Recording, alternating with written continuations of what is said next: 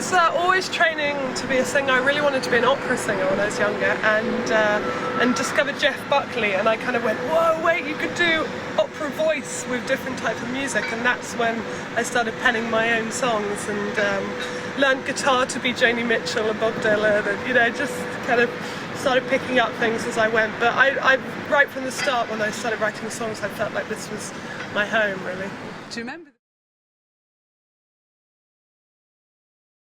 Yeah, I still play it. We still play it as a band, Sour.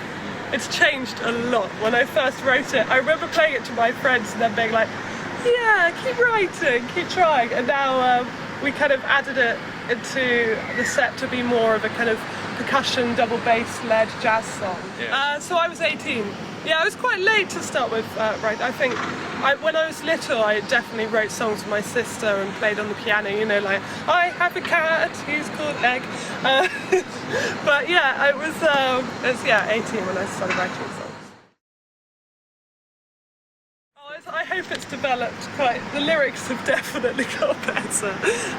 But yeah, I mean, as you get older and wiser and more things happen to you, you just start to hone your craft, I guess. And this album is full of songs that are about things. I have this weird kind of 3-year lapse, so something will happen to me and then 3 years later it will be a song. And so this is the album of things that happened to me 3 years ago, basically. But Stephen wrote a song on here as well, and it was really nice to work with, Stephen on this and write songs together as well, which is quite new for me. So yeah, there's definitely a bit of everything in there, and I don't like to kind of think too much about what I'm going to write about. I just start writing and something comes over me and I just begin recording or whatever, and so that's what's on this album. I think for this album it was quite different in that we didn't really have any songs when we started writing the album, I remember we were on a plane, we were on tour, and all of a sudden Gabby's kind of nudging me going, I've just written a song. And then we're like, great, back with the movie. And then half an hour later, she's nudging me again, going, I've just written a second song. I think you wrote something like 5 songs. I wrote 5 songs that all on that one up. stint.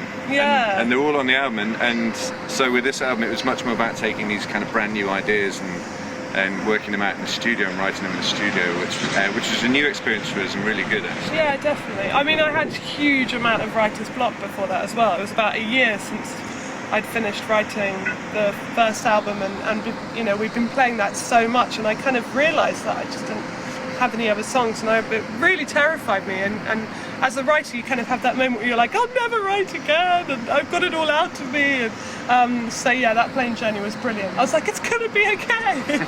I've got more in me. So, yeah, the scary thing was they were all very good songs, so it was quite impressive.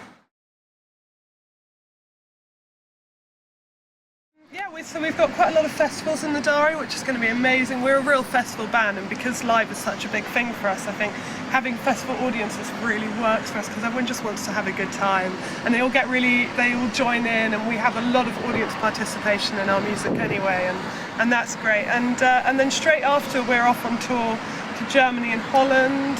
We've got some Irish dates at the end of the year, which I'm so excited about, because we've never been to Ireland as a band. So just constant touring basically, and that's how we keep it. And then we've just shot a new video for the next single, Walk Away, and it's a very, very different video than anything we've done before.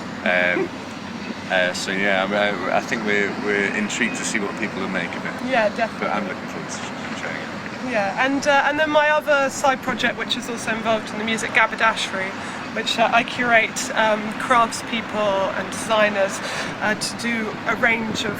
It's basically glorified merchandise, but you can only get it in Gabadashi. It's complete one-offs. Yeah, it goes well beyond merchandise. Yeah, exactly. It's like we basically take an entire festival kind of set of shops, and all the stuff that Gabby's wearing on stage, people can go and check out those designers, and it's quite incredible. There's loads to do. Yeah, so we're setting up the online shop for that at the moment, which is quite an exciting part of it as well.